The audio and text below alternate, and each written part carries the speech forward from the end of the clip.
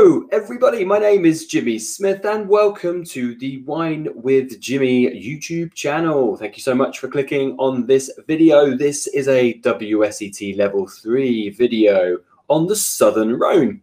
So this is part 1 of 2 on the Southern Rhone. This part is available free on YouTube, and then part 2 is available only to our members of the Wine with Jimmy channel, the winewithjimmy.com portal that we have, with excellent access to even more exclusive videos, and then lots and lots of revision tools for your WSET Level 3 examination.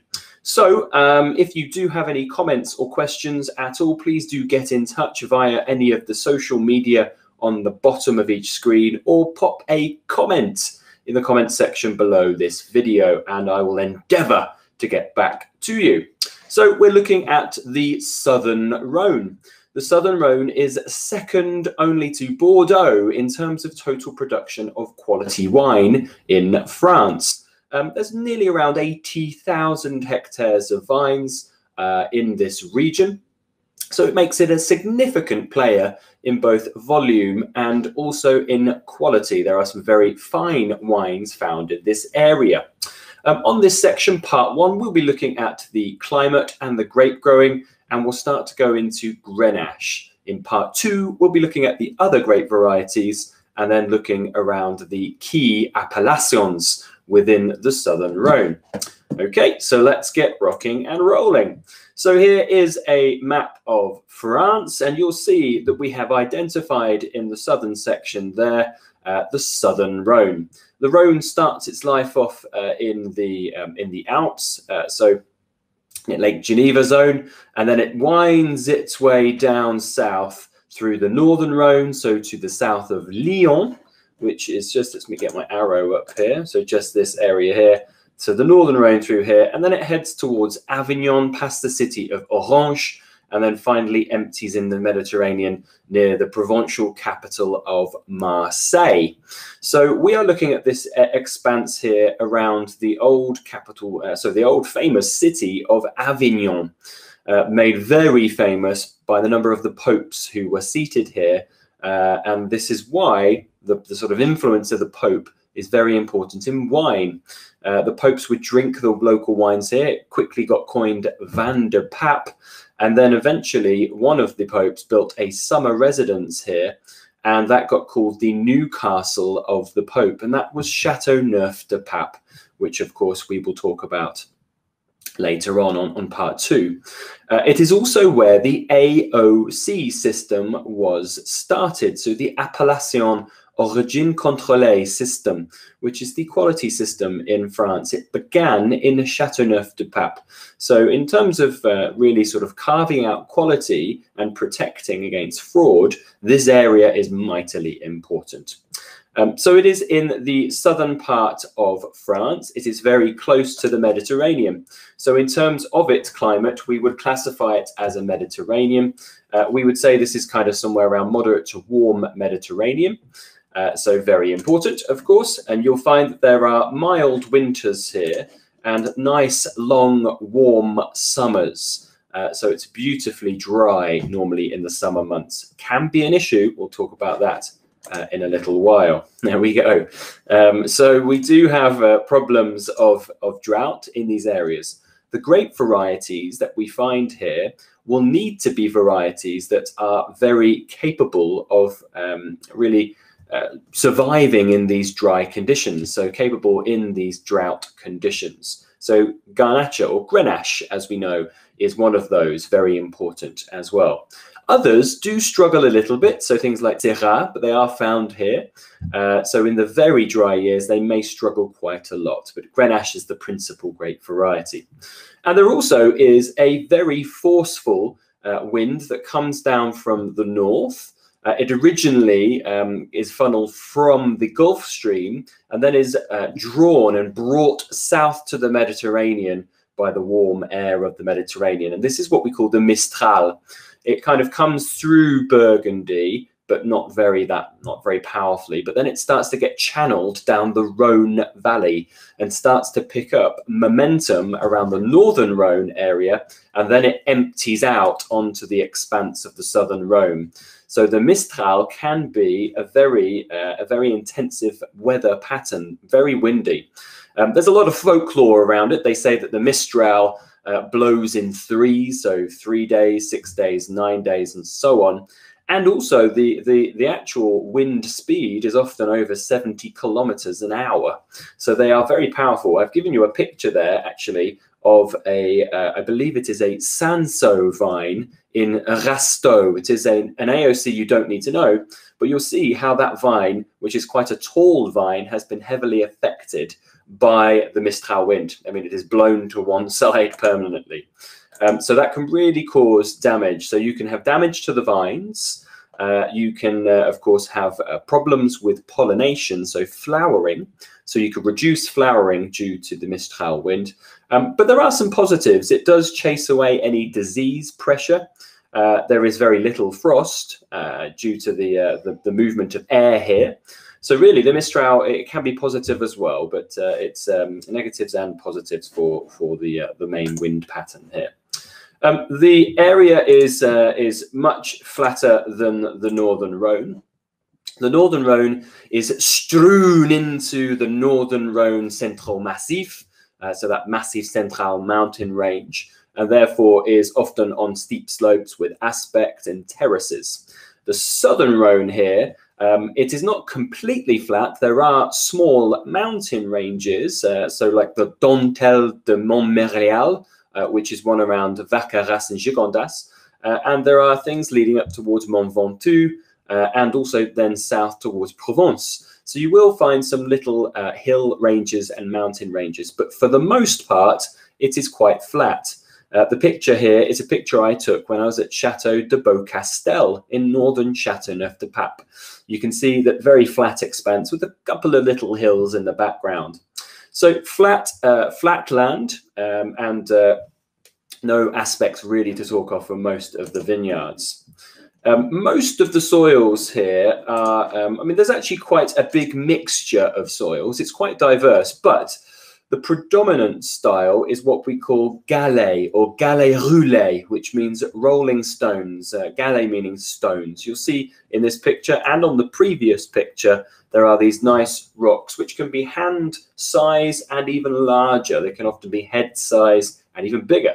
So these are big rocks, which actually have quite a lot of volume. They are able then to actually absorb the heat quite well. And varieties like Grenach love this. They really need warm conditions. So Grenach, as in this picture here, will be trained as a bush vine very low to the ground to benefit from that ground heat, which it adores. So many good sites are found for extra ripening and aiding ripening on these galets rocks and soils. And as previously mentioned, Grenach is often found as a bush vine. So this is a low trained, low density. So low trained as in trained low to the ground, low density as in not too many vines per hectare. And really that's because it will need to absorb as much water as possible. So developing root systems which are more horizontal to capture the little rainfall that there is in this region during the summer months. But really that protection against the Mistral wind is that it's lower, so it won't be affected as much by the Mistral wind. And then benefiting from the ground heat from the galets, as we previously mentioned. The secondary black grape here is Syrah, and Syrah is often on trellised systems, so fencing to mold the vine and give it structure and support. It does suffer the Mistral wind, so the trellising is often quite intensive and quite supportive to make sure that it does survive against those intensive conditions. So the key grape variety then is Grenach, accounting probably close to 2/3 of the production down in the Southern Rhone. So a mightily important grape variety because it really is suited to these dry arid conditions of the Southern Rhone. The grape variety Grenache is a variety which is a late ripener. So Grenache needs plenty of sunlight and plenty of warmth to produce quality grapes that are not underripe. So it's this area here with its lovely warm summers with plenty of heat and sunshine mean that Grenache is in its element in these conditions. So it ripens rather well. One thing about that is that in good years, you will find, so in warm years, you'll find that Grenache ripens nicely.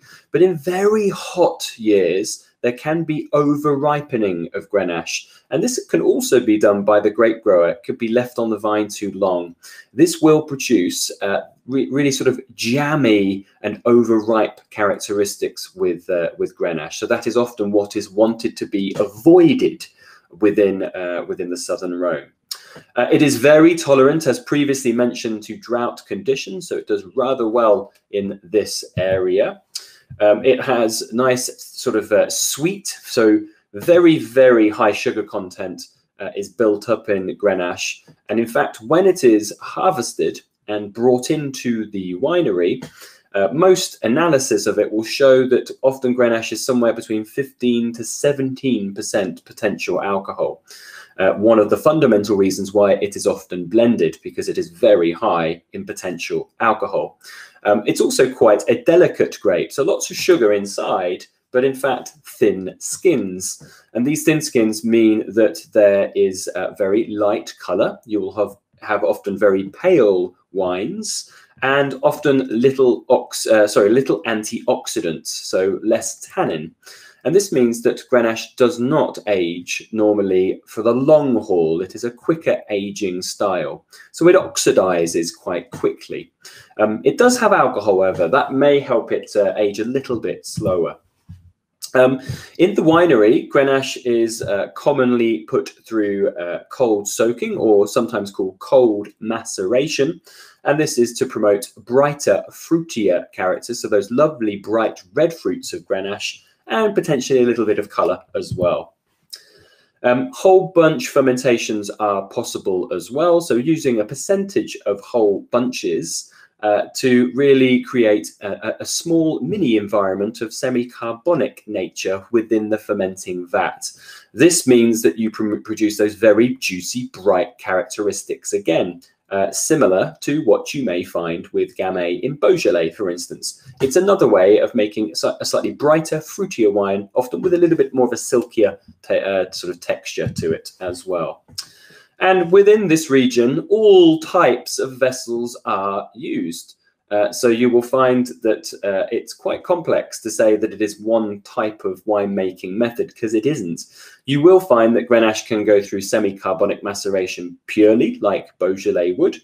It can go through whole bunch fermentations, as we mentioned, in stainless steel with cold temperatures that are maintained, or very traditionally in a rustic way with open top fermenters, old oak barrels from French oak, which means that there is oxidation occurring at that point. And then maturation, it depends. You will tend to find that more affordable Grenache-based wines, these are things like Côte de Rhône or Côte de Rhône Village, will tend to be potentially stainless steel or old oak. And then the top crus like Châteauneuf-du-Pape, Gigondas, will be much more fermented traditionally with yeast, and then in oak barrels, sometimes with some percentages of new oak. There is careful cap management as well. So whilst the fermentation is occurring, things like pumping over, punching down will happen, but it will be gentle, because too much skin contact will in fact give too much bitterness within Grenache. So they will do careful cap management to maintain a balance within Grenache. And the characteristics of Grenache, here is a infographic for you, so you can have a look at this. It's generally concentrated spiced red fruit is what we're looking at with Grenache. So things like raspberries, cherries, strawberries, with layerings and lashings of spice. So things like pepper, white pepper, clove, cinnamon, cardamom, all of those kind of notes, and even licorice is possible as well. As I mentioned, in very hot years, these fruits will tend to be less fruit or ripe and more cooked, stewed, or jammy. And for me, these are when the wines get a little bit disappointing, when they're overtly jammy. Okay, cool. And our next bit is just to understand a bit of a working written question. This is only going to be a 6-mark question here. And then this will be the end of this presentation, and then we'll move on to part 2, which is available for our members only on the portal. So here we have some questions which you may find are very useful. It is the theory, remember, that you really have to study. It has the lowest pass rates in the world with WSET, and it is the written part of it which is the most challenging for students. So here we have a question: state and describe 3 reasons why Grenach is well suited to the Southern Rhone. We've missed out is there. Is well suited to the Southern Rhone. So we've kind of talked about that, but it's all over that presentation. So I'm going to bring this together for you as a summary. First of all, we mentioned right at the beginning of talking about Grenach that it is a late ripening variety. So it therefore ripens very well in the warm summers of the Mediterranean climate of the Southern Rhone. Please make sure you get key terminology in these answers. It's what WSET really are after. Key terminology like, let me underline this for you, saying that Grenach is late ripening. That means you understand that it needs a lot more sunlight and heat. But then saying it is a Mediterranean climate is very important. And adding in, just for extra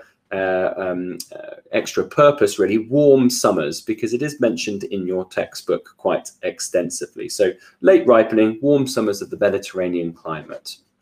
Point 2, Grenach, remember, needs lots of heat, and the geology of the region helps Grenach to ripen. So the soils are often these stones called galets that are excellent at retaining heat, and this aids Garnacha, or Grenach as it's known. So very important, we talked about that. So mentioning that you have some knowledge of the stones called galets and that they retain heat, which is ideal for Grenach. And then it has a high tolerance to drought. As we mentioned, there is very little rainfall in the Southern Rhone.